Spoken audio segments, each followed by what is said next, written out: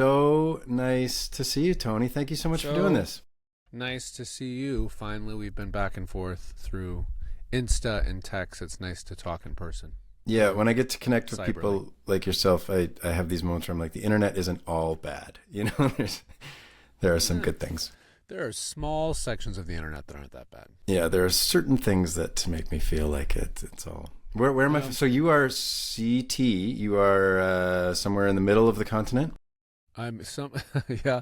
I'm trying to hide myself. Can I hide myself in this? Because God knows I don't need to see myself anymore. I guess I don't know if I can. I'd love to just see you. Do you know how to do that? I'm not sure. I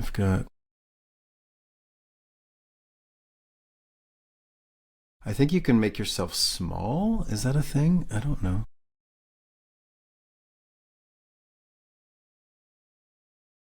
When I'm talking to people, I like to make my avatar huge so I can. Okay. Oh, there you are.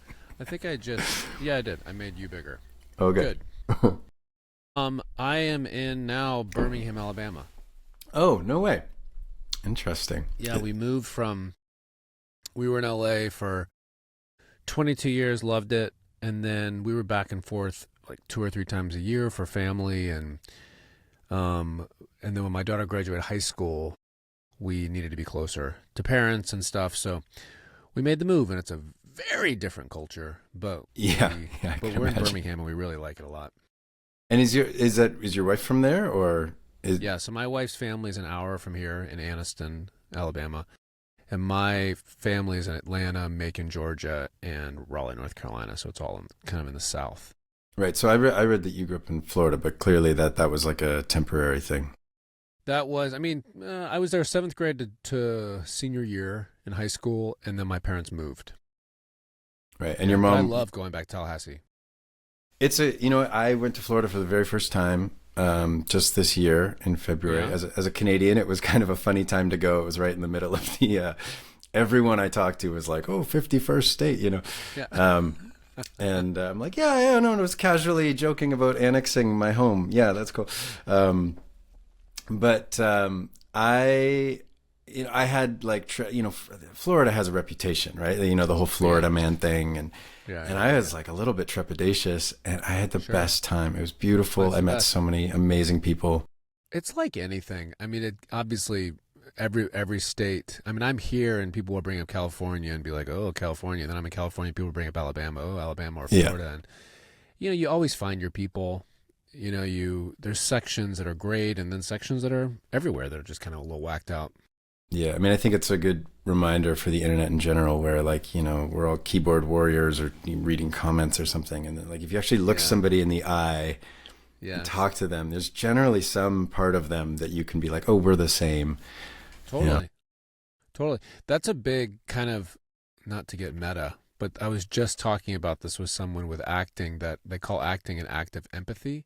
Mm-hmm. Because when you're doing a character, you can't you can't have an us them mentality. You have to find a trait.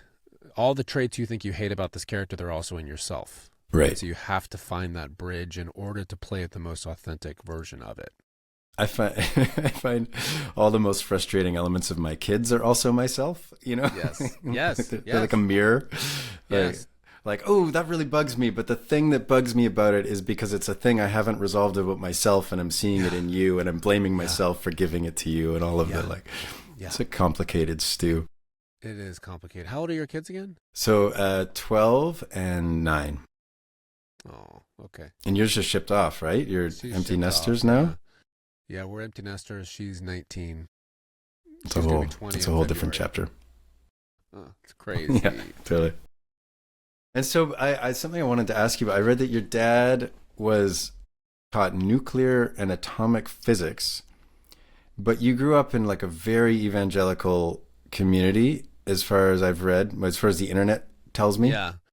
Yeah, I don't know if I grew up in evangelical. I grew up Baptist. So it was, nothing against Baptists. I had a great experience, but it was very formulaic. It was very kind of social clubby. Mm-hmm. I don't know if there was necessarily a connection. I mean, for me, not necessarily a connection to God or a relationship to God. That didn't come until later, when shit hit the fan a little bit in my life. Right. So, but it was. I think it was. If there was an evangelical thing about it, it was probably pretty like a point system. It wasn't necessarily connected to God. Yeah. You do this and you do this. I often think that like, the idea of like being good to get points to get into heaven or something. Yeah. It's sort of like, but like heaven is here, like hell is here. It's all on earth. Yeah. Like people are living in hell and you can choose to be in heaven. I grew up my mom was a minister and, wow, but in quite a different kind of church, the United Church of Canada, which is, it was like an extension of the Church of England. It's very progressive. She was like an openly gay minister in the like late 90s, which is, kind of crazy looking back. But I remember being like 12 and sort of saying, I don't think this is for me. But I have retained a lot from it. Like, I love the idea of just like giving for the sake of giving and kindness for the sake of kindness. And, it's like the what would Jesus do kind of thing. Sure. It's like, bracelet. As you get older and you start taking those into heart, and people be like, "Oh, are you a communist?" I know. It's also like life is so. I mean, speaking of like we were saying hell and stuff, life is so hard. It can be so hard sometimes, and people have always, not all. They haven't said this always, but every now and then they'll say, faith is a crutch or something like that. Sure. I'm like, bring 2 crutches, man. Yeah, take them all. I don't want to walk through this alone. If I can surrender this up to a being that's higher than me, bring it. Mm-hmm. Yeah, I where I've kind of landed is this, like not like a being, not like I feel like the God that I believe in has no opinions. You know what I mean? Like it has no judgment. It just sort of is, and it's the connecting force that,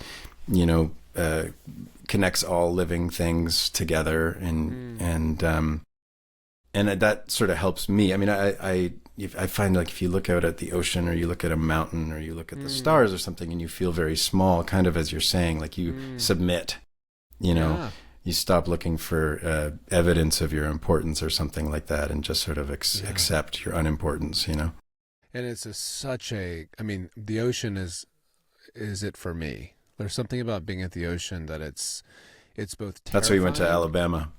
Yeah, exactly. It's both terrifying and super peaceful and comforting. Yeah. And it's that dichotomy of just, you feel so small, but you feel so comforted. And it could swallow you up. Yeah. You if you went out there and just submitted to the ocean, like you would be devoured by a million creatures in no time. And at the same time, the unknown, million aspects of love, it's like, who knows? The uncertainty of it is both crazy and like exciting at the same time. However, I am the guy that's like, all I think about when I go in the ocean, I think of Jaws. It is a Pavlovian response for me now that I go out in the ocean and I hear that music, and it's just, Steven Spielberg just ruined it for me. Yeah. Yeah. Think about like all the people who are afraid of sharks because of that movie. And like in comparison to how many people should be afraid of like driving a car. Yes. Yes. Not to mention the shark looks so fake at the time compared to what they can do now.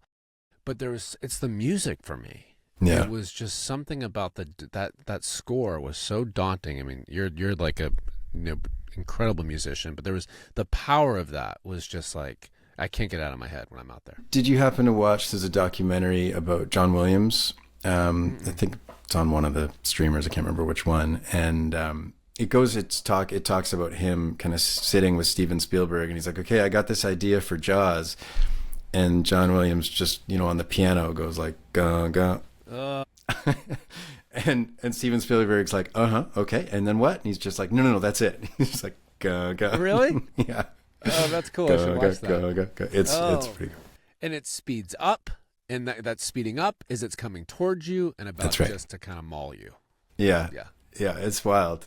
It is amazing. Side note: I had really bad eczema as a kid. Yeah. So it's like when I went in the ocean, I was like, well, they're gonna smell the blood. They're smelling the cuts, and I am prime meat. Yeah, prime and ready to go. Yeah, yeah. And so you did, can you tell me about, you eventually made your way to New York, right? Before you went to LA? Yeah, so I was in okay, so I graduated college 92, and then I moved to New York in 95. Did not know a soul.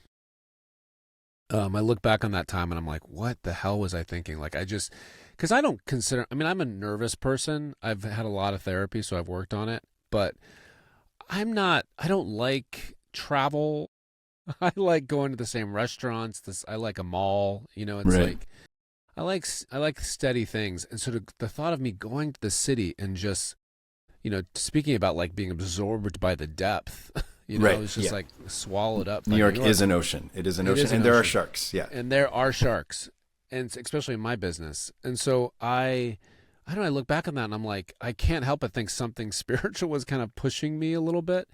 And so I moved 7 times in the first 7 months of being there, just sleeping on Oof. couches, trying to find places on, that like not we didn't have an online back then, so just kind of like newspapers and stuff, and through friends. And then I started doing theater. My first show was Shakespeare in the Parking Lot. That I did Shakespeare in the Parking Lot in the East Village.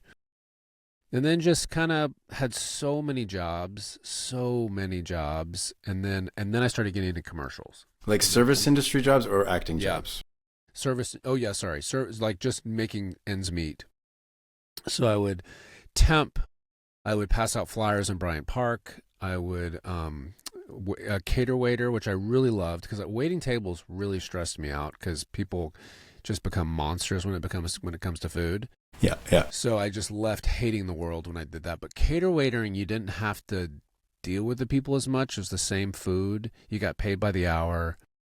It was just really easy. I met a lot of other actors that way. And then at the end of the night, we got to like chow on like top-notch food. Right. Right. Right. All the leftovers. Yeah. Oh man, and you put that with starving artists, and it was just like, I mean, Did it you was just ever? full war. Did you ever, when you were doing that, serve some, sort of members of high society or like Yeah, famous people that then you yeah. reconnected with later once, your own star had risen?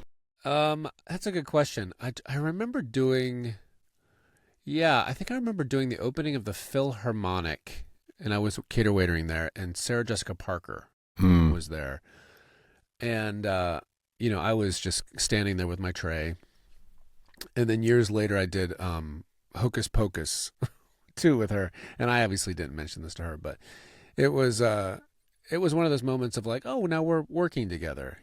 That was I'm not kidding. That was probably like, gosh, 25 years later. You Well, know. and weren't you also on Sex and the City? Well, yeah, I was on Second City. My scene though was not with her. It was with Kim Cattrall, so I didn't really meet her then. But she's lovely, and that's what's great about. I mean, as you know, being in the music business, when you meet kind of people that have been around a lot, you see the humanity a little more. They're not such pedestal people. You just see, behind the curtain a little bit, and it's like, oof, we're all just. I mean, I've worked, with a lot of people, and you just see like we're all just works in progress, trying to find the next gig, all Everyone's that just stuff, doing their best, doing their Yeah. best. Yeah, Yeah, yeah, yeah. I've had the experience of meeting some of my musical heroes, and kind of without fail, the people who are the most artistically accomplished and sort of resolved and strongest, in my opinion, tend to also end up being the kindest and the sweetest and just like the most relaxed. yeah, And it's the middle people that are like kind of trying really hard.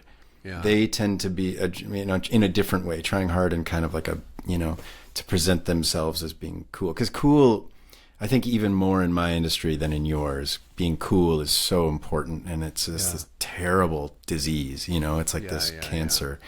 Um, and yeah, but like the people who have risen above that, like I've met yeah, Radiohead and Jeff Tweedy from Wilco and stuff. These people, you meet them and they're just artistic people yeah, who are kind of weird and shy and awesome and yeah. amazing, and That's so good.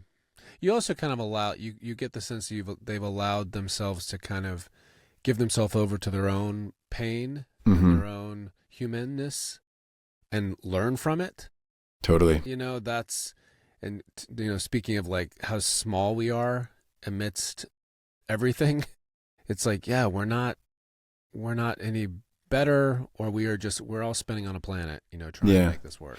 Well, and also like maybe what makes their art compelling is the fact that they've done the work, like they've done the emotional work to be like, I think that like that's the work of life, is to be able to sit alone without any distraction or, intoxication, and just be okay with who you are. Like just sit with yourself and be fine. It's like the true hard work of life. It is hard work. I'm going to show you something here. I think if I press this button, it's just going to pop up on the screen. No, I swear she's different. I mean, I know she is. I can feel that she is. My She's gosh. just like all the rest, Billy. No, this one understands me. Dude. You're just another file number to her, Billy. No. Give her half a chance and she'll lock you up and throw away the key. No, don't make me kill her, JD. Unreal. I'm sorry. I'm sorry. That is crazy. Where did you find that? For the benefit of the listener, that is Tony on Ghost Stories. Oh my God. Circa late 90s, I think. Yeah. No, not late 90s. I think like 93, maybe 94. I feel like today. Wow. As I watched a bunch of this episode. So you play this, Psycho Killer, right? Psycho Killer. But it's hard because if there's this social worker who really wants to help you, and she kind of breaks through the sort of veil of, kind of sees you for who you are, and you want to be friends with her, and then I guess that's like your inner voice telling you that you must kill her. I found it on YouTube. Yeah, it's on YouTube. Crazy. That was 30 years ago. Yeah, 30 amazing. Years eh? ago. Tell me, but it's a juicy role. It's a big role. I mean, on like a network television show, that must have been like life changing in a way. Yeah, I guess. I mean, I don't know if you're like this, but I even feel this way about Arrested or Veep or anything like that. It almost feels like a different person. And when it feels like a different person, you kind of put it into a category of not necessarily in your present or in your present. So you mean it was a different person in that it was an earlier version of yourself? Yeah. Yeah. Yeah, and so I can't remember. But also with that, I can't remember the specifics much of that person. I remember I'm sure I was super excited because he was, I was playing a character that was very layered, and then I kind of got Buster, and then I kind of got put into this, and even commercials kind of into this quirky, not all there character, which is so fun to play. But back then I was starting out, so he was, it's a very layered character, and it probably wasn't until a while after Veep that I started playing maybe different versions of myself, like different layers of characters. Yeah.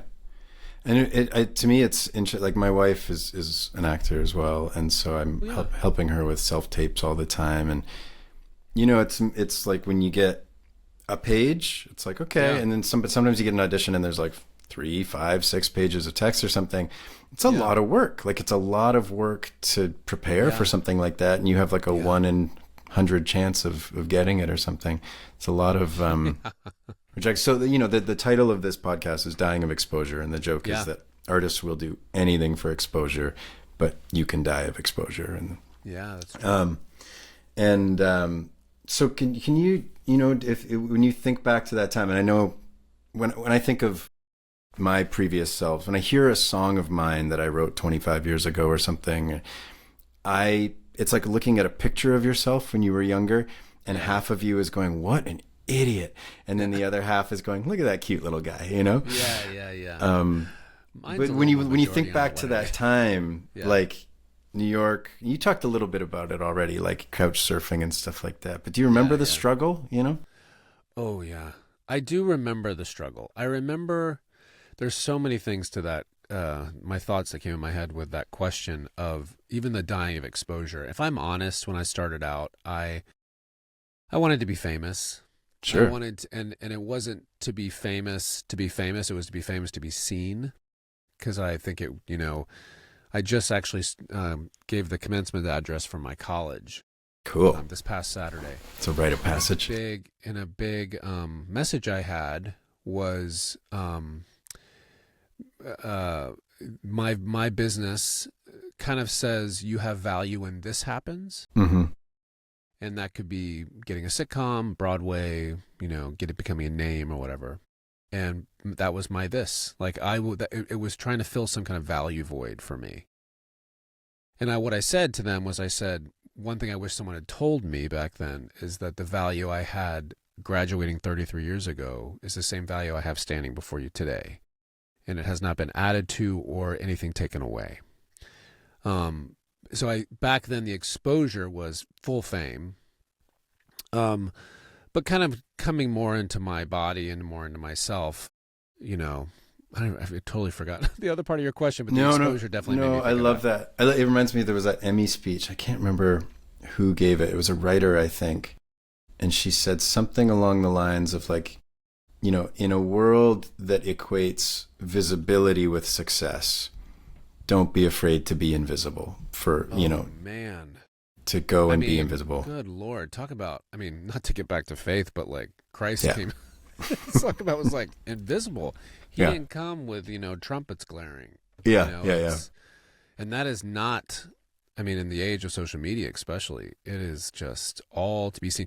And this is another thing. I feel like I talk about this so much, so I apologize if you've heard this, but in the whole idea of fame, I find fascinating because I think what we want is the exact opposite. For instance, if you take a person who is at the top of their game, the most famous, like a Kardashian, and then you also take a person who's working in a mall somewhere in Florida, I pitch that person in the mall is more known than the Kardashian because anything that's given to that Kardashian, anything that's said to them, or even like a huge celebrity or something, they always question if strings are attached. They always wonder what's someone's motives. Why do they want to know me? Why do they want to give this to me? Why do they want to say this to me? That person working at the mall in Florida does not have those questions. Yeah. They can freely receive all that stuff. So that person is much more known than that's interesting. The high celebrity. And the fame, they call it being known, but it's just swapped. It's full swapped. Lonely at the top kind of stuff. Yeah. I see it. Years ago, I scored a Simon Pegg film, and he was in town, and Prince was doing this like really random. He did like 3 nights, 2 shows a night, 3 nights in a small theater, and he was doing this run of it. Yeah, and a friend of mine who owns the kind of the theater, cool. It's called the Vogue Theater here in Vancouver.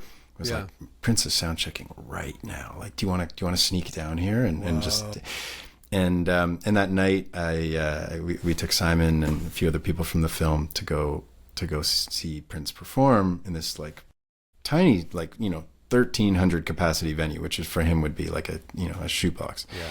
And we went. Me and my wife went down, kind of snuck into the venue while he was sound checking, and everybody was on eggshells. Like everybody was like whispering, like so quietly, like always. Yeah. And it was actually not a good experience. I watched him sound check, and the way he treated the band and the way that everyone had sort of arranged the situation to be like, you are an icon and we're lucky to be in your presence. I just felt like, and I don't know, this was just my impression at the time. Sure. I don't want to, speak ill of legends, but I just thought this guy's fucking miserable. Like, it felt he seemed so lonely and isolated. Yeah. I heard this story of how he had kind of one time dropped his armor and come to know a crew member throughout the day and kind of invited the crew member to dinner. And the crew member was like, oh, I was told not to look him in the eyes. This is cool, and then they kind of became friends. And then like the next day, he couldn't handle that he had done that because it had sort of broken the facade of the icon. and he had to like fire this guy. He like befriended. I don't know I cannot tell you if that's 100% true. But this was like a story that, you know. Yeah. And I think about, you know, speaking of identity though, it's just like as much as he and anyone really at that level, and as much as they want the release of that kind of mental prison, that's all they know. That kind of heightened celebrity. So when that has been broken, it's like, I can't go to like an unknown. What am I going to be without that? You know, that's scary.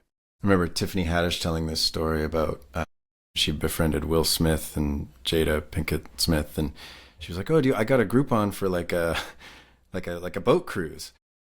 And then Will and Jada show up, and there's just like a whole bunch of other normal people there. Because and they're like, "Oh, you didn't just like rent out the boat? Like you didn't? This isn't a private event?" And they were like, "We haven't been around normal people in like 15 years." And I was thinking, like, what a crazy, like. I mean, no wonder people sort of start to breathe in their own exhaust and kind of get lost. Yeah, and at the same time, I have someone at that level. I kind of understand it because they can't relax. No. You know, because everyone around them is anxious. Because everybody around them puts them in that position. So if the boat's not rented out, they're not going to have a good time. You know, so they realize, oh, this has become work now. This is not a fun thing. Right. Oh, that's so well put. It has become work because now they're in the public eye. Yeah. Yeah. Now it's like they're going to be, you know, like people are going to be like secretly taking videos of them from their hip. Yeah, and they're not whatever. present. They're not having a good time. I kind of get that a lot bit. That's so I don't get it, but I can understand that perspective. Well, I think, you know, and I think about like back when Tom Cruise's kid was born, it was Surrey. Yeah. And like the insanity of the world, you know, going over like the like there was whole news stories about just how much it cost for a photo of the baby and all this stuff. And I was thinking, like, at the same time, an equally famous actor, you know, the highest grossing actor of all times is Harrison Ford. And I was like, I don't know any of his kids' names. I don't know, you know. I know. At some point you make a choice, I guess, to kind of like, you know, really dig into the machine or not. That is true. I mean, I remember when he started dating her and went on the Oprah show and all that kind of stuff. And I guess it is, you do make a choice about how much you want to dive into that, you know? Totally. So it would be just silly of me to not talk about Arrested. That's how I came to know you. I'm in my 40s now, and I have found that I have very high genetic cholesterol. And so I have to, I do 2 hours on the bike now every week. And I have been, it's just like, you know, I'm just trying to stave off any kind of unlikely heart episode.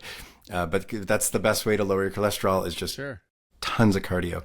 And I have been crushing again, like for probably the third time, crushing Arrested Development. Like two episodes is about like 42 minutes. It's perfect. And then I do that three times a week. And it's been so enjoyable. And I just, you know, it's like, there's like certain things in the show that I'm like, that wouldn't fly today. But but most of it is just like, I feel like it's a miracle. That show is a miracle to me. Yeah. And in the same, and I would love to, I mean, you probably talked so much about this, but I feel like so many things can go wrong. It's like when you watch The Wire or something, it's like, so many people could have ruined this and they didn't. It was everybody's to fuck up and they didn't. It's a huge credit to Mitch Hurwitz, who created the show, because, you know, it was at the time, people were not used to thinking about comedy. Mm-hmm. You know, they were used to kind of being fed like a 1-2 punch and a very typical multicam formula. Multicamera meaning like, you know, like 2.5 Men or something that's kind of like Friends, Friends, like a studio audience. And so it was, Arrested was very layered. You know, there were jokes like Blue Man Group, all that kind of stuff that just went throughout episodes. Yeah. And people just like through seasons, like something will call back. Yeah. Callbacks. And with drama, people are very used to thinking about it, trying to figure out the mystery, trying to figure out the case, but not with comedy. So he got a lot of pushback from the higher ups, and he stuck to his guns. And he really, I have huge admiration for him, just like being like, no, this can work. Now, it didn't work at the time. We got canceled after 2.5 seasons. And then it kind of went to, and then DVDs came into the picture. So people started seeing it through DVDs, and that's how it caught fire, because after the fact, people could go back and get the jokes, so they could spend time on it and be like, oh, that's what this means. And, they could replay it and all that stuff. And then when Netflix got us, that's when it kind of really kind of caught fire, and then they brought us back. Yeah. I'm just so thankful. Yeah, me too. Me too. Yeah. I need to go back and see it again. That's another one of those different life things that I need to probably get on it with fresh eyes, because it's been so many years. And we shot the pilot 23 years ago. Yeah, insane. And so it's very, very. I need to go get fresh eyes on it. I think that, like, so often when I relate this to music in my world, like, when you're in the studio and you're paying people to be there, there's this like fear of like, got to get this. And it's for you. Yeah. Maybe it's the take. You got to get the take. This is the take kind of thing. Yeah. And of course, coming back to that whole like centering yourself and feeling, letting go of the ego and everything. And of course, the thing that brings about the most rewarding creative outcome is when you can kind of be, mind the cliche, in the moment, and not in your thinking brain. And so anytime I'm able to get there, whether it's on stage or whether it's in the studio setting, after the fact, that's where my mind goes. I just go straight to gratitude. I'm just like, I could have fucked that up. I didn't fuck that up. Oh, thank God, Yeah. And it's like when you're looking at the cast, you're like, oh, that show would not be the same without Michael Cera, or that show would not be the same without Tony Hale, or that show, every single person in that show, it could not be anybody else, it just had to be. Yeah. And it was, speaking of that, I remember coming in because I was a huge Jeffrey Tambor fan. Mm-hmm. And Jason I knew from, all of his work in the 80s, and David Cross from oh my God. Blanking on the Mr. Show. The Mr. Show, all this kind of stuff. And so I was just like, what the hell? I was genuinely in New York doing quirky commercials, many jobs. And speaking of which, early viral Volkswagen Mr. Roboto ad. Which was a callback in the show. I don't know if you remember, they did a callback of that. If you remember, there's a scene where, so in the commercial, I'm doing Mr. Roboto. And in the show, I have my hook on, and I start doing the robot in the car. Yes. Yeah. My hook hits the. Oh my God! And that was a callback to that commercial. But I was in New York. Marcia DeBonis, this commercial casting director, saw the description that said this character was just whacked out and all there. She's the one who called me in to read for Buster. And I was like, oh my gosh, this would be a dream. But they're never going to pick me. And at the time, and I still am a huge Christopher Guest fan, like Waiting for Guffman and Best in Show. Totally. And it had remnants of that. Like it had remnants of that kind of docu feel, and very kind of, just kind of looking through a lens of a crazy family. And so I was like, oh, this would be a dream. And they brought me out to LA to read for it. And I was just like, what's going on? I remember, and then so I booked it, and then they shot the pilot the same time that I'd flown out there. I thought I was going to come back to New York, so I ran out of underwear. I remember specifically running out of underwear. I had to go to Old Navy to get underwear. Yeah. Just stuff like that. Amazing that they flew you out. That would never happen today, right? It would all be done online, I guess. It would all be done online. And I just like that kind of interpersonal connection in a room with people, seeing the kind of intricacies of what someone can bring to the emotional life that someone can bring to a character.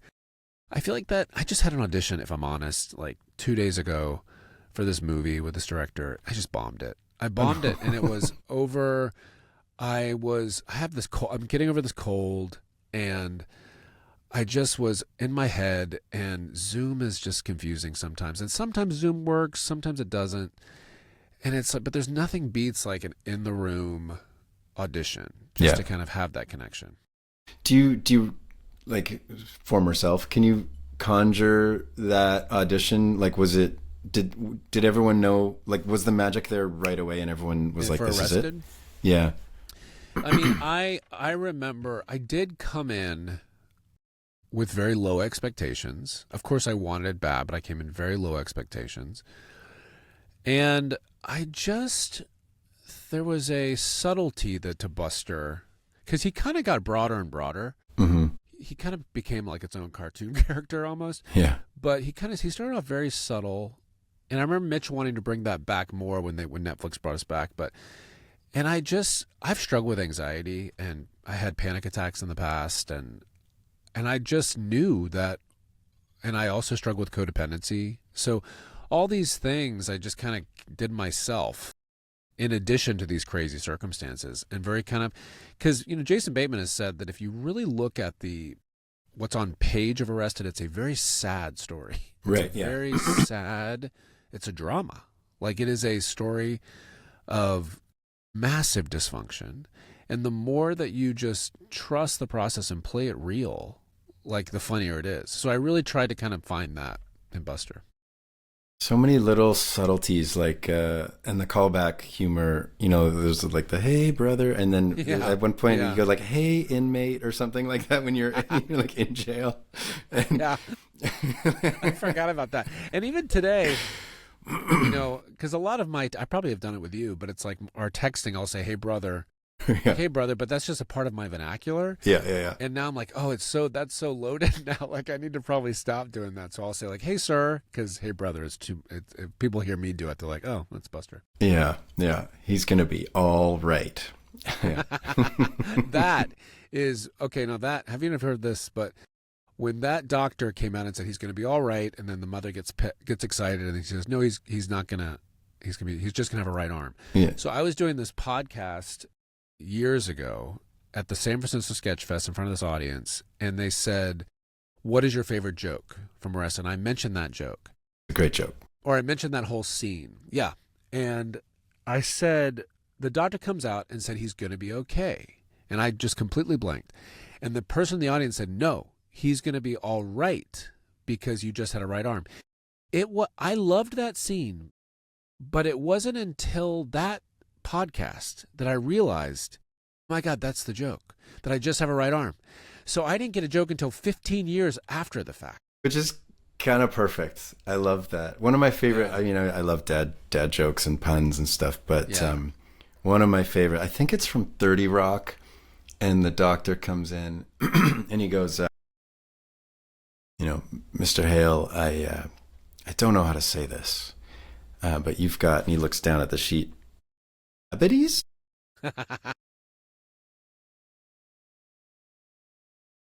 Oh, I've told that so many times, like in front of my kids. Tobias's, which this would not fly, but his license plate of analropist. But yeah, analropist, yeah.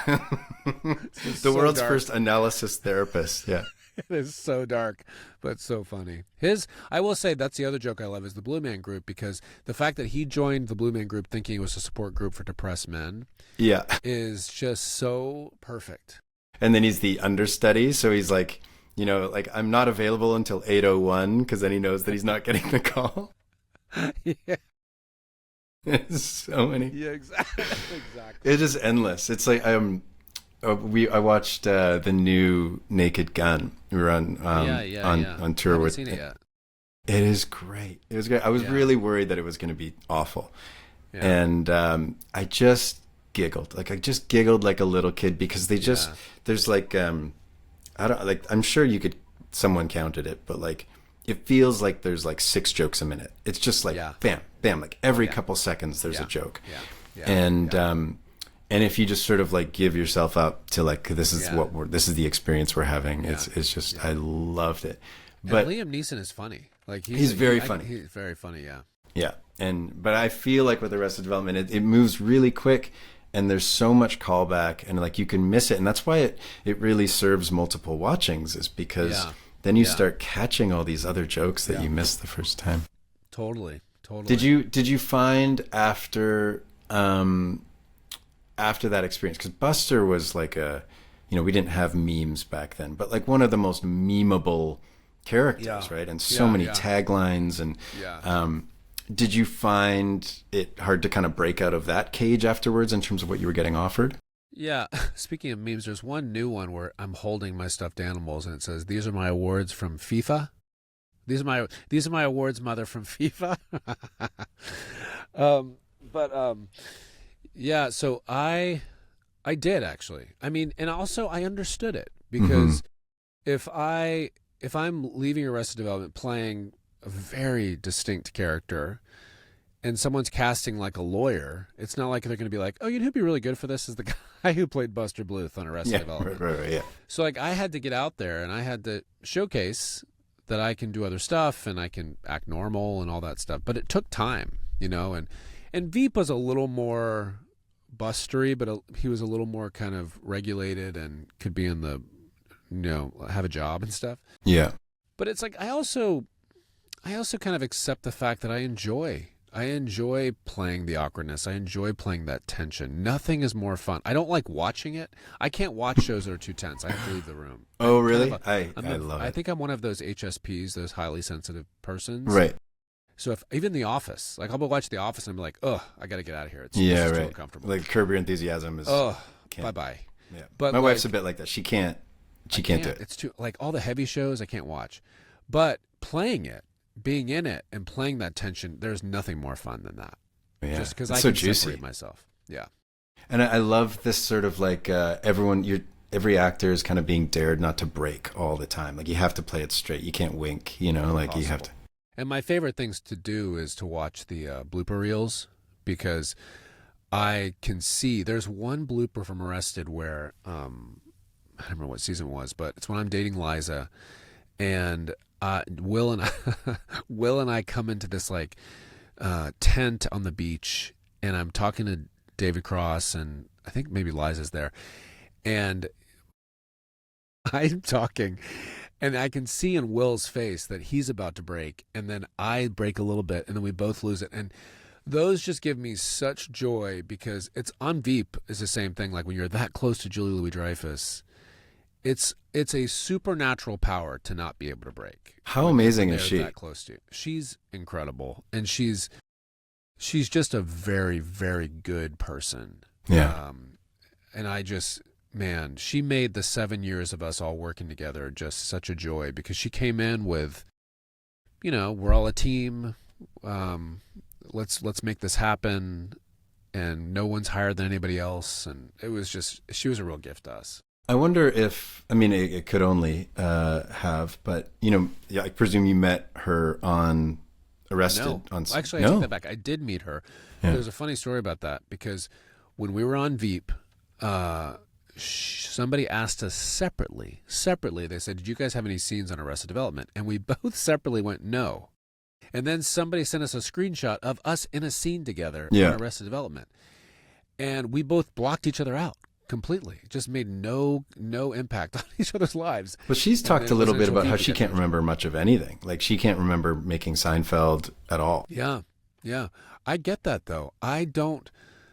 Some people have those kind of memories that really attach to things. I don't. Like I'm just, and after Christmas, I'm going to drive down to Tallahassee, Florida, where I grew up. And I'm so excited because I like to go back and reconnect with these places because my memory is just crap.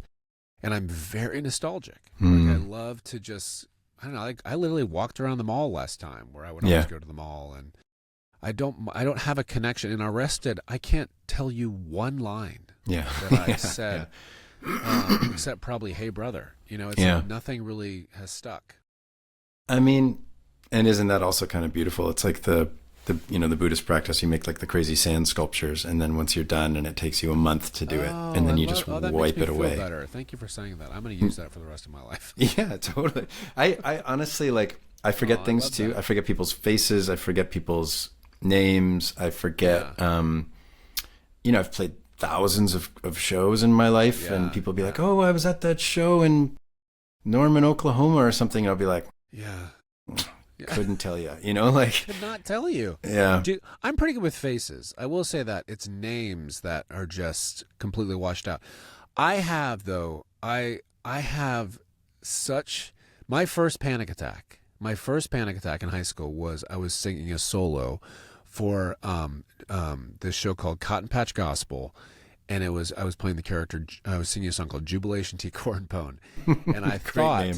that I was having an asthma attack, and so I Right, went on right. stage, took my inhaler, came back, and it was not an asthma attack; it was a panic attack, and I think I blanked it out. I don't know how I got through the song, but ever since then was singing, like or just I did a one-man show probably 4 years ago that I was very nervous about. And every night my therapist and I would just talk about, not every night we talk, but I would remember to try to befriend the fear and the anxiety and then kind of bring it with me rather than trying to push it away, which was a huge gift. But gosh, dude, the fact that you go before people and sing is like, oh my gosh. Well, honestly, I have the opposite. So when I was young, I think I tried on lots of hats. Like I would go on stage and be like, I'm going to act like this because I think that's cool. Or I'm going to crack jokes like this or whatever.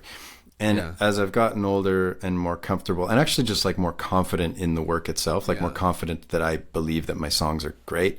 I have been able to sort of basically just go on stage and I try and just be the exact same person on stage I would be off stage. Like don't try not to cross any big threshold or anything like that. And that helps me have a better time. And I think that helps everyone else have a better time. And it helps me, it keeps me from being nervous. And because when a performer on stage looks nervous, it makes everyone in the audience nervous, and that's not good. Yes. So I feel like I've had moments where I'm like, no, it'd be fun to like act. But the idea of getting on stage and then like being in character on stage, that seems terrifying to me. It's like the opposite. Like it's like the opposite thing. I feel like I can, like when I gave this speech this past Saturday, I was very nervous leading up to it. But it's because I wasn't hiding behind a character. You know, I was myself. And like that's why talk shows, I mean, I've gotten a lot better with talk shows. But my first talk show, it was Letterman. And I was petrified. Of course, and then I remember doing Conan. And this was a long time ago. And right before they opened the curtains for you to come out, I felt a panic attack coming on. And I was like, oh my gosh, I have a choice. Not now. And I started talking to the guys behind the curtain. Like, I was like, oh, what do you guys do? And I was just talking just to get my mind off myself. But that is because I was myself. I was just going out there by myself. But there's something about stage and a character. It still makes me nervous, but it's different. I find sometimes, because I crack a lot of jokes during my show. And sometimes people be like, oh, have you ever considered comedy? And I'm like, not a chance. Because the only reason you think I'm funny is because I'm holding a guitar. You know, it's like if I was holding a mic in my hand and you were there to laugh, then I wouldn't have the caliber. I wouldn't be there. But because I'm holding a guitar and it's in between, you know, melancholic music, it's sort of it's like I use humor as like a reprieve. It's like a respite from the intensity. And I think that like if you can leave a show, whether it's theater or music or whatever, if you can laugh and cry, that's sort of like the best case scenario. You know, you kind of feel a little bit lighter in your molecules. Is there a world though that you do stand up and you carry your guitar?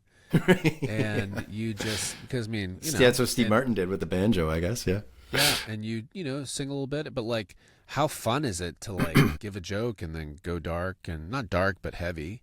And it's like, what an experience for the audience. But you don't have to call it stand up, or maybe just call it stand up concert. I've done a stand up concert midi. A stoncert. That's what you should call it, is a stoncert. A stoncert, we trademark that. I have done a handful of times live and in studio, the Comedy Bang Bang podcast. I don't know if you're familiar with that, but Scott I've done it many times. I love it. And so Scott brought me in, this was years ago, 2012, I think. I had never heard of Scott, never heard of the podcast, nothing. And I show up with my guitar, and Sarah Silverman and Nick Kroll are there, and I'm like, oh my God, like these are like famous people. What am I doing? You know, and like they're comedians, and they go right into character. Nobody explained anything to me that they were going to be in character. So they're in character. I'm like, what the fuck is happening? And then Scott's like, okay, Dan, you want to play a song? And I'm like, here's my sad song. And the funny thing is that in between my sad songs, I'd be sitting there and I'd be like, okay, I need to participate, because if I don't participate at all, that's weird. But also, everyone around me is professionally funny. If I try to be professionally funny, it's going to fall on its face. So it's like a sport of like, if I can just get like a handful of, like just a couple comments in there, couple jokes, then I've like sort of fulfilled my purpose. But it is terrifying. Speaking of, you know, sharks, like not in a bad way, but like it feels when you're on stage. So I've done Comedy Bang Bang live in front of an audience. Yeah. It's just like my heart is pounding and my abs are hurting from laughing so much at everyone else. It is crazy. It is that kind of whole, I love that you said that, because especially, I'm not an improv actor, but I learned a lot from Matt Walsh on Veep, because he started UCB. And just the more that you just respond and act out of curiosity, and because there were so many, I would say a decade of just trying to like be funny and trying to interject. And it sounds like on those shows, you just kind of allowed yourself to, you know, just you got to let go. You really got to let go. Yeah. Isn't it amazing though, when you were talking, like I did the same thing, the whole dialogue you were having in your head before you spoke of like, I can't do this, I can't do this, I can't. It's like we just destroy ourselves. Oh my God. Yeah. I mean, and the worst thing you can do is, whether it's about yourself or just like, I find is like, I get jealous of other bands and other acts that are sort of hot and buzzy or something like that. And of course that's, you know, me sort of sitting in that jealousy is going to toxify my energy and make me even less likely to like, it's like being a jealous boyfriend or something. Like if you're a jealous boyfriend, it makes your partner less interested in you, because it's such a disgusting trait, you know, to be like overwhelmingly dead. You know, I heard Chelsea Handler talk about this. I've always appreciated it when she was, and you've probably already heard this, but I would so get down on myself about having jealousy and envy, and our businesses both of our businesses just. It's an endless ladder. And you look up and there's a million steps above you. Yes. And she just made the point, and I'd heard this before, but just the way she said it, I really appreciated it. Just talking about how when you have these jealous feelings, it doesn't make you a jealous person. They're just feelings that come and go. Right. And the more that you just kind of, it's almost like a cognitive behavioral thing where it's like, yeah, there's that feeling of jealousy. I'm not a jealous person. And then, because I have friends that they get a job, and I'm like, oh man, I'm jealous of that. But I'm still a great friend to them. I'm not a jealous person. It's just a feeling or a thought. Like, just like a thought I have of like, I have a daughter and something horrible happening to her, and I get free. That's again, just a thought, just a feeling, you know? I mean, that's the therapy thing is so interesting about like separating, like who's talking to who, you know, like in your mind, like if you're talking to an emotion or you're associating with an emotion, separating yourself from it. I feel like when I was younger, I would have these deep trenches of sort of valleys of depression or anxiety that would last sometimes months. And as I got older, like they would just shorten a little bit, like the wavelength gets shorter and shorter. And then almost to the point where I could, when I was in the trench, I could cerebralize it. And I'd be like, oh man, okay, this is familiar. Yeah. I've gotten out of here. I've gotten out of this trench a dozen times before. Right. You know, so even just like knowing, it was like I didn't have the fear that I was gonna keep fearing, you know. It was like if you could sort of break the cycle of worrying about the bad feeling continuing, then you can sort of go, okay, well, it has alleviated in the past, it will alleviate again. All I need to do is be patient. And even in like accessing that sort of amount of objectivity helped me, magically it would go away in a couple days, you know, instead of a couple months or whatever. Yeah. And it's that whole thing of kind of, which again, this is a daily practice for me, but the more I push it away, the bigger it gets. Right. Of course. You know, I mean, that Inside Out was that movie is like brilliant because it's like just kind of bringing them to the table rather than pushing them away. Yeah. I mean, I spent so much time fighting this stuff, and it just made it worse. Yeah. Yeah. Always. Whereas like, they say like thoughts are like, thoughts are like bits of stuff floating down the stream. Yeah. You're the stream. You're not the bits, and to like to accept them, like to accept the things and being like, oh, that's an interesting thought. Yeah. I do. I'm so annoying. I talk to everyone about cold water, cold plunging. Yeah. Very trendy. But that's almost the same thing as like when I'm sitting in pure pain, at all of my extremities are just screaming. Yeah. It is, for the first minute, you're like, holy fuck, holy fuck, holy fuck. Yeah. And then there's this sort of like acceptance of like, I'm not dying. I can get out anytime. No one's forcing me to stay here. Yeah. And you like fully accept it as a sensation on your skin. And then it sort of alleviates. And then you just go, oh, I can live in the pain and be fine. Yeah. And then if you kind of take that to therapy world or emotions, you can live in the bad feelings and be fine, Yeah, it's uncomfortable, but you can live. Of course. Can I ask you? Is the cold plunge outside or is it in your house? I have like a little portable one. The guys in my band for my 40th birthday a few years ago, they gave me like a little one I put on the back deck in the wintertime. But can't really, can do that in Canada. Yeah. And then sometimes I'll do it in my bath, and then sometimes I'll just go to sometimes I'll just swim in the ocean, as we were talking about earlier. So this is what I find fascinating, because I think I get to the point of like, oh, I'm gonna have a heart attack. Like if I go from like to that cold, my body's gonna go, nope, you're gonna shut down. But it's one thing like if you're in like a spa or something and you go into a cold plunge because your body's comfortable. Love that too. Big spa guy. But it's another thing where it's like you go into the cold and then again into the cold. So it like starts when you go outside, right? Yeah. Well, like I'll go do the ocean here in Vancouver in December, January, and it'll be 6-ish degrees. So that's Celsius. That'll be like about 40 degrees Fahrenheit. Yeah. And it is tough. Like if you don't have somewhere warm to go afterward, like I've done the thing where I just like get really cold in the ocean and then I go and get in my car and kind of drive back to home or whatever. And then sometimes on the drive home, like your feet are a little numb, like cause it's really, really cold. Yeah.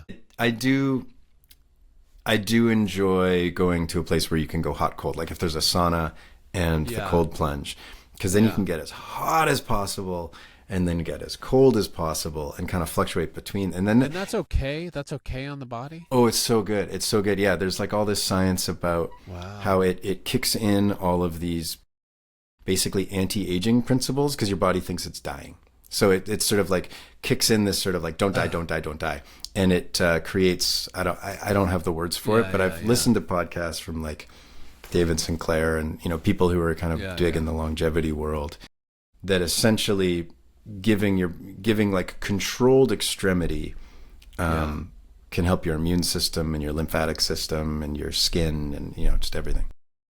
It's amazing. Is David Sinclair, is that the guy that's like Harvard longevity world? Yeah, is he the guy that kind of obviously wants to live much longer and he like got from his son's blood or something like that and circulated it through his body? No, I think that there's like a billionaire, there's like a tech billionaire who's obsessed with it. That's a different guy. I'm sure that guy has David Sinclair on retainer or something for advice. He also, because I think I saw an interview with that tech guy, he looks AI. Yeah. And he also has a sheen over his face, like this kind of like glossy sheen. I'm like, you're living longer, but you're turning into a robot. It looks terrible. Yeah, it's funny. Wild. Like, I heard this great quote recently that was like, you can look young and cool, you can look old and cool, but you can't be old and look young. Yeah. Does that make sense? Like you can age well, and you can like. It's not even about looking young for your age. It's about looking good for your age or whatever. That's the truth. Yeah, my wife, she's a makeup artist, and she always says, like, the goal is you want to look best for your age. Yeah. It's and you don't want to look like someone who's clamoring to be something they're not. Right. Because that's always, that's just like kind of depressing and pathetic, Yeah, and it's obvious too. Everybody sees it. Yeah. You know, it's like, and my wife is so funny because she'll talk about how when someone's had a lot of work done, and she finds it sometimes insulting, where it's like, do you really think I'm that dumb to think that that's your face? Well, and you see it, right? Like, I think also people get lost in this sort of like, you know, the bubble of Hollywood or whatever. Yeah, yeah. And everyone around them's getting work done, and it's like a topic of conversation at dinner parties and stuff, and it sort of seems more normal and more normal. And then when you exit that world, and then you go to the mall in Florida, everyone looks at you, and you're kind of like, I don't want to name names because it's not nice, but there's a few very famous people. Yeah. Who their faces have been ruined forever. Yeah. And I love how real like Emma Thompson looks. You know? Yeah. Like Olivia Colman, like these women who have aged. Meryl Streep. And they look beautiful. They look beautiful and real, and Judi Dench. My God, yeah, gorgeous. Helen Mirren, you know, like it's not. Here's the thing: it's not that they haven't had touch-ups. Sure. Probably. I mean, they probably have, but I think that's something about just kind of keeping the age alive. Well, and whatever age you're alive. And just self-care. You know, I think that a lot of it, you know, like whether it's exercise and train, a lot of it, like having money and you know, sort of, you know, access Jamie Lee to Curtis. You know, like, oh my God, she's amazing. Amazing, yeah. Yeah, I think that like, and there's men. You know, it's funny. Years ago, I said to my wife, you know, don't worry, I plan on getting, you know, better looking as I age. And she, in her perfect feminist, you know, sharp, amazing way, without skipping a beat, said, well, as a man, you have that option. Just like barb at the patriarchy, you know? It's really pathetic. Yeah, but, you know, the more gray, the more distinguished, you know, all that stuff. Yeah. However, I don't know if quirky sidekicks have a beard. I might need to shave this off if another quirky role comes my way. Well, speaking of quirky role, I wanted to ask you, what is Beyonce? Oh, lovely. Yeah. She was, so I did that commercial, that Verizon commercial with her. And I remember I got the call like in January, I think, 2 years ago. And they said, there's a huge pop star that there's a commercial, and you would play like almost like a Veep Gary to her. And I said, great, you know, that sounds fun. And then I found out it was Beyonce, and I was like, whoa, really? Wow, that's crazy. And I knew her music, but I didn't know it as much as my daughter did. Sure. My daughter had just been to her concert. And let me tell you right now, as a dad, you're always looking for cool points with your kids. Of course, you're always looking for something, because everything else, she wasn't into Arrested, she wasn't into Veep. You know, she just, I'm sure having like Buster Bluth as your dad growing up is pretty surreal. You know, it's like she didn't really have a connection to that, but I finally had one. I finally had someone cool, and I couldn't say anything because I signed an NDA. Yeah. So it wasn't until she saw it that. My God. However, they did little teasers beforehand of like me at a lemon stand and stuff, and she immediately got it. She sent me a text of like, I just saw this. Does this mean? And all I did was I texted back an icon of an emoji of a bee, and she was like, "What?" So that song, "Small World Connection," the song that she launched that day, Texas Hold'em. Yeah. So my manager Kieran, his partner in life, and they're not married, but basically wife, is a songwriter named Lowell, who wrote that song. Oh wow! And so she, with a couple of her friends, she didn't write it alone. Yeah. But I'm basically the story is that, like, you know, she did the same thing. She wrote this song. It was like a silly country song. Yeah. And then they got wind that, you know, Beyonce may or may not record it, but to hold the song. And then they all signed NDAs. And basically, they heard almost nothing until the day it came out. No. Yeah. Until the day it was released at the Super Bowl? And it was like 2 years. 2 years later or something. The day it came out was when they found out. You know, I think that there was some paperwork, like, hey, sign this paperwork, or whatever, you know, agreeing on the royalty split or whatever. But it was like, there was like there was a feeling that it could happen, but even until the day it was released, they didn't know for sure. Did they lose their minds? Of course, yeah, just absolutely everyone flipping out. And because two of the writers were Canadian, three of the writers were Canadian. Yeah. And so the Canadian music press went wild, and the Publishers Association of Canada, all that stuff. They had it was like a big deal to have this massive Beyonce hit written by a bunch of Canadian writers.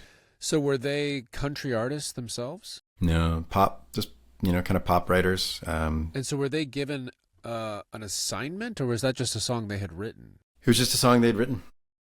Yeah, it went.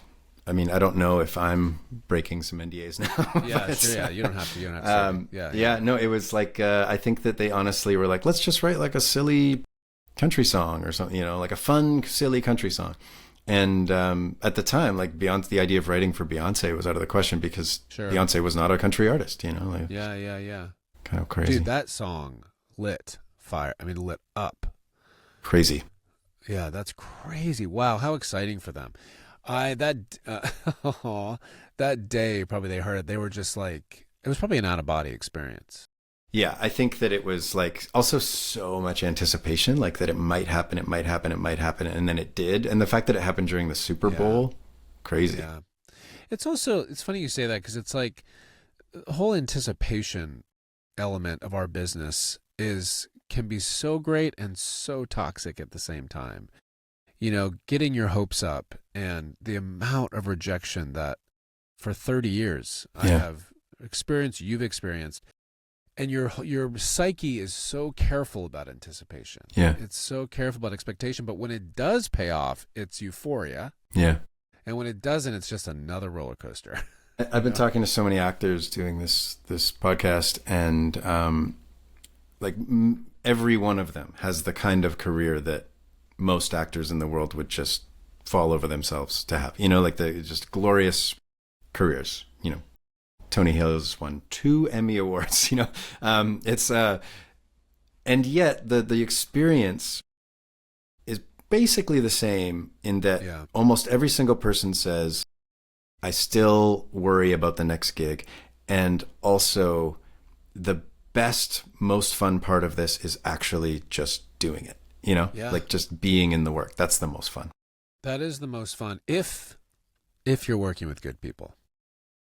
The older I get, the more I'm a little more, if I do have any sense of control in terms of casting, the no asshole rule is. Yeah. And it doesn't matter how talented they are. I don't care. I don't care. It doesn't matter. It's not, because ego, entitlement, it just sucks creative energy out of a space. I mean, much like, anyways, but it sucks it out. And so I don't have that control much. And of course I'll take, if at this point, I mean, I'm happy for gigs, but if I have that control, it just makes a huge difference. Yeah. Okay. I've got a little segment thing here. I am going to play you a song that I will presume you've never heard before. This is not me. This is somebody else. I don't have to have the expectation that everybody knows the song. And I don't. No. This is a song that I will presume you've never heard, and I'm going to play it without much introduction here, and then we will talk about it after. Yeah, that's really powerful. You like that? That should be like the codependent theme song for the world. That should go into every codependent support group across the world. I love that song. It's so good. Go ahead. No, please. Just that chorus alone of, I'm a master of changing my shape, which is, I've dealt with a lot of, I grew up in a family of addiction, and so I know how to change the shape to kind of keep the peace. And yet at the same time, my person that I grew up with, who was the addict, I can't change my shape to not let it affect me as much. Right. That's pretty intense. Yeah. So that's a Canadian artist named Sam Tudor, Tudor. The song is also obviously called Change My Shape. It's amazing to me how many incredibly talented musicians are out there doing all the right things, making the content, booking the tours, total DIY, and living in relative obscurity. Yeah. Sam's someone I've known for a number of years. He's such a sweetheart, and he's working his tail off, and he's making these beautiful records, completely all self-produced. So part of the joy of this process is sharing things that I think are great. Yeah. And also, I kind of realized halfway through that song, part of it is just I spend very little time just sitting and listening to music the way I did when I was young. Yeah. And how much more nuance you hear when you're actually listening. It's not just in the car while you're driving or whatever, doing dishes, etc. That is what I miss about LA, actually, because we were in our cars so much because of traffic. Yeah. The car kind of became a sacred space of listening to music. And even though Spotify has really kind of completely changed the game, it mixes stuff to where I listen to new songs a lot, and I would just sit and just listen to music. And now down here, I don't have that kind of traffic, so you're right, I don't listen to as much. I don't just sit and listen to much music. Yeah. I mean, when I was a kid, I did a lot of just like literally headphones on, sitting beside the CD player or the record player and reading the liner notes. And do you know, you're talking about this Sam, who is so gifted. That song is so beautiful, and just the grind of just doing it yourself and getting your work out there. And it's a real bummer how you think of, I think of LA, at least in my business, it's like the term success is like always relates to box office, always relates to streaming popularity or whatever. But when I was in New York, people would have galleries. Artists was just doing art and would give themselves over to the piece to show it, to put it up on a stage or to put it in a gallery, and then that was the end goal. And in just today's commerce, I mean, me included, you get lost in that equation. It's really hard not to. It's really hard not to. Because those markers that you're talking about, box office, those are tangible, quantifiable, finite things. Yeah. And the work itself is so infinite and ephemeral, and like we're kind of like always, it's like we're the protagonists in our own films, and we're always looking for evidence that we're important and doing a good job.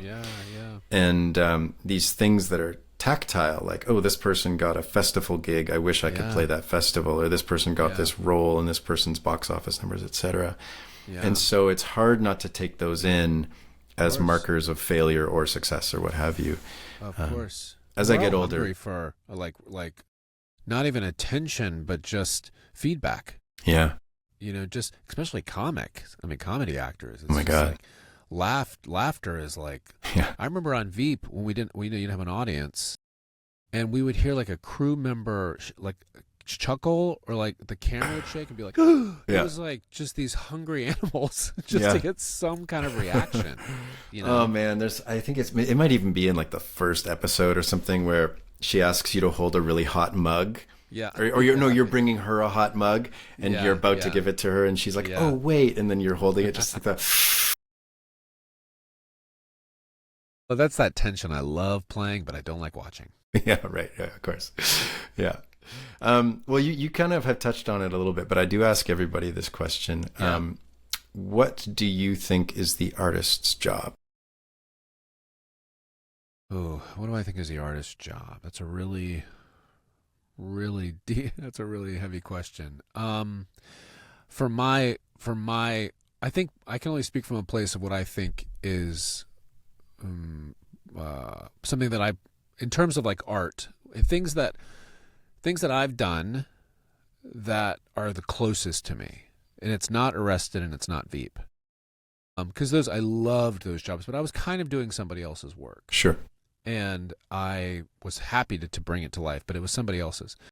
There are two pieces in my life. One is called this cartoon called Archibald's Next Big Thing. Yes. And then there's this movie I just released called Sketch. And it took us 8 years to get released, this movie. And the cartoon first came out of my own story of being on Arrested Development, it not satisfying me the way I thought it was going to satisfy. And then the whole idea of I just wasn't present for my life, and I was giving so much weight to this big thing in my life. And the sketch was talking a lot about a little kid who had really big emotions and didn't know how to express them and started drawing. And I think that's what I can speak from the place of art that I put out into the world, at least for me. And I think there's a lot of like, I get such joy when it's like you're putting a mirror up to an experience, like for a kid to see that and go, I was that kid with big emotions. You know, maybe because when I have those big emotions, I was like, am I a freak? Am I going to lose my mind? What's happening to me? And just to see that on a story and go, oh, because in the movie, she draws these pictures about a bully and they're pretty dark. And she goes to her dad takes her to a therapist. I play the dad. And the therapist asked her if she wanted to do these things about this bully she drew. And she was honest and she said yes. And the therapist said, well, I think it's a good idea you drew them rather than did them. And just her activating her own feelings was so powerful. And also like look at Inside Out. You know, Inside Out, like on screen, big emotions, you know? And and with Archibald, this little chicken became my mentor for 4 years because this chicken saw the best in everyone, the best in everything. He was so present. And I just love that kind of, I guess, like those little nudges of reminders in an artistic way, and to make people feel, speaking of feeling seen, somebody feeling, and actually even the parent in sketch who I played, you know, I as a dad, the last thing I wanted to see my daughter was to face challenges, to go through pain. It's just the worst. There's a term called snowplow parenting, where you just want to remove all the challenges from your kid's life because you just don't want them to deal with stuff. Yeah. And I get that. And for a parent to see that and go, oh, maybe I'm not the only one that does that. It's so like, it's not an equation. It's like this plus this equals this. It's like just feeling seen. It's like, that I think is, to me, that would be mine. That's great. It's almost like representation, you know? It's like when people say, oh, it's important for young black, you know, kids to see prominent black people in society, or, you know, these, and it's almost like, like it's important to see your inner world reflected in the outer world to make you feel like outside. I'm not the person that, I mean, that's like when I was talking to this graduation class this past Saturday, one thing I said is, when I was in your position, I thought I was the only person who had zero clue what was going to happen next. And I said, just so you know, everybody on the stage right now, everybody in the audience also has no idea what's going to happen. You know, we are all in the same boat. I remember in high school, just being riddled with anxiety. And part of it was that it seemed like literally 100% of the other kids had it all figured out. And I was the only one who was like struggling, you know? And part of just getting older and kind of realizing that everyone was also struggling the whole time. And some people were probably struggling far more than I was, you know, that was another thing. A lot of people were struggling, people far more than, totally. Totally. I think of it like smoke signals. Like you send up your smoke signal and you're like, this is, I've talked about this a lot, but like this is how I feel. And then someone else sees your smoke signal like a million miles away and they're like, whoa, me too.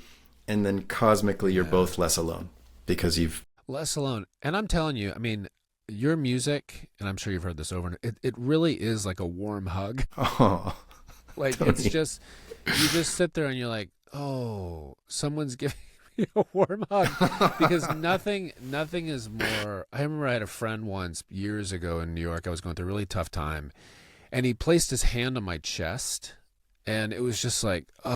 And there's something about your music, and just music is just so like, it's going to be okay. It's really, really nice.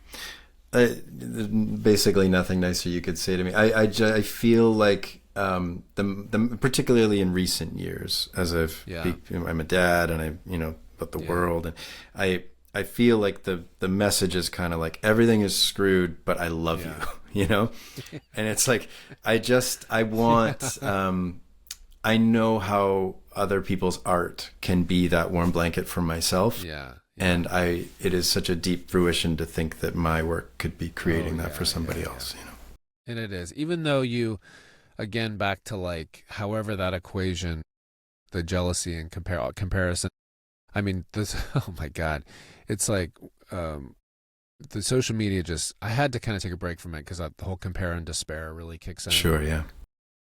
And then when you just sit back and you go, no, there's people being touched. Mm-hmm. You know, people are being seen, and you have to remember those. And on things. your worst day, in your real world, Tony Hale world, you know, and you're having a shit time at the in line somewhere if you're trying to return something, or, you know, or just like, it could be the very moment someone experiences some incredible respite from something that you created. Yeah. You know, like that. I've actually, that's funny you said that. I was writing in my journal actually, maybe yesterday, because I've done this thing where I've started writing journal writing for the past 3 years, and I look back on the same day, the previous years that I'm writing, and just to kind of see kind of things, maybe what God is telling me or something like that. Sure. And I always have a lot of guilt about being something about being recognized or something. It's just, it feels very, I don't know how to receive it sometimes, or even when I try to look for it, it just feels narcissistic. Yeah. And somebody, like you just said, compared, I think it was my therapist, talked about how it can, when someone does see you or has a remnant of your work or thinks about it, it wakes something up in them, and it brings light to maybe whatever they're going through. Of course. You know, and when you get it back on them rather than me like, oh God, I'm like, you know, this feels gross. Yeah. But no, maybe it's a gift to somebody to like remind them of that. Totally.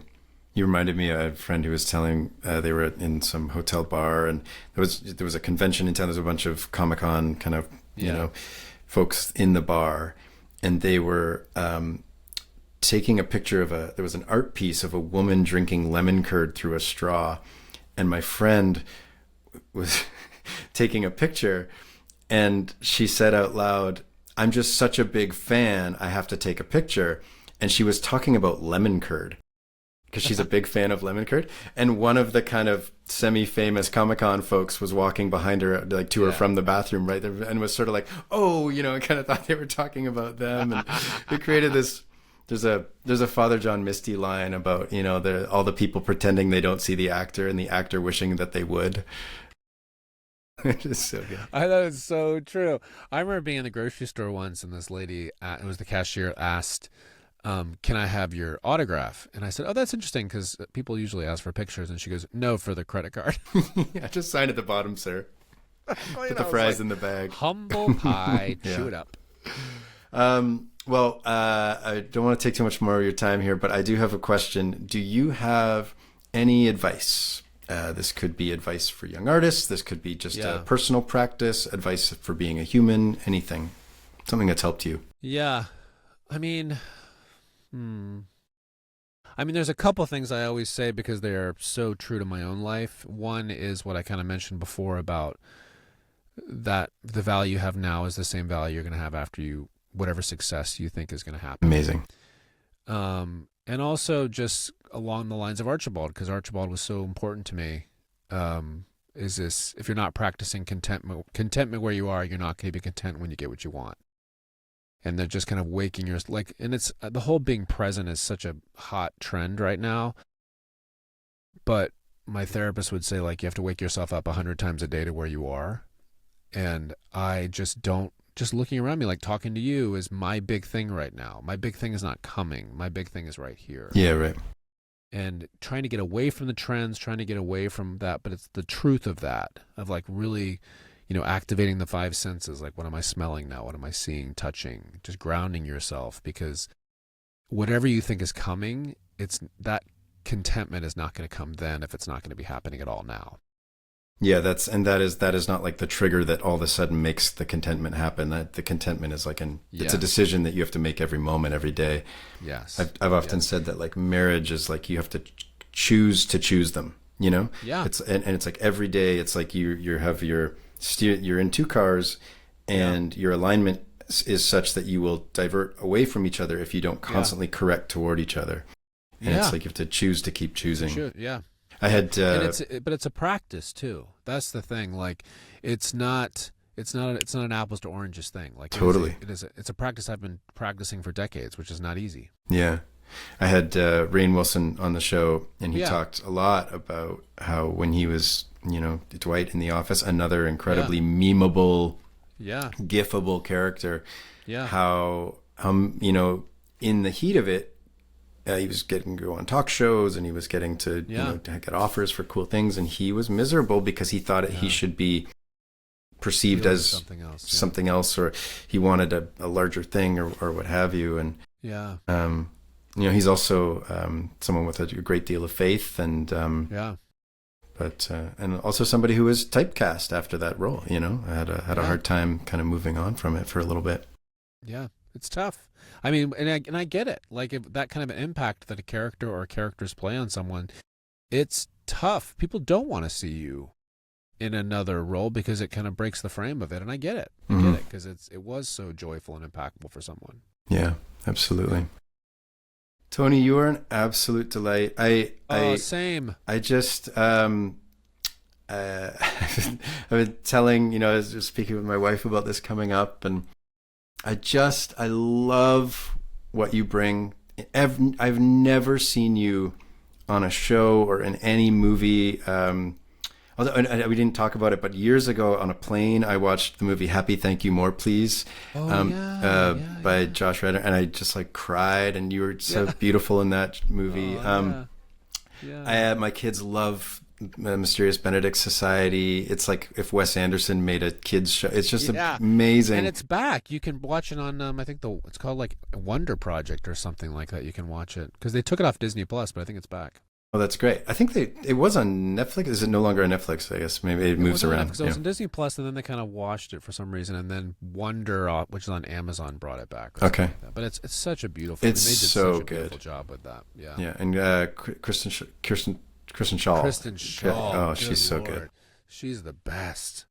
Who I also loved on another comedy that was taken off the air way too soon was Last Man on Earth. Last Man on Earth. Oh, loved it. I know, ahead of its time, man. It's super ahead of its time, and just what a tragedy to lose that show. Yeah. It just got better and better and better as it went. It really did. That Will Forte. I think you are just one of the most special actors I know of in the world, so and nice. I love you and everything, and I am so thankful that you could be on have this chat with me. And well, if I ever get I forgot you were in Vancouver, so if I ever get a job in Vancouver, I now have a friend. Come on up, man. Yeah. We got the ocean. I'll take you to the ocean. We can go do a cold dip, and dude, I'll get I'm serious about that, but you're gonna see me cry. So. But then you will accept it. Yeah. Cry, panic attack, cry, and then out. And then you will laugh, and you will have a complete experience. Yeah. Dude, what an absolute. It's so nice to see you face to face, to chat. We've DM'd for a while. Yes. And I hope we're text buddies. Now we're text buddies. I hope we get to cross paths in the real world before too long.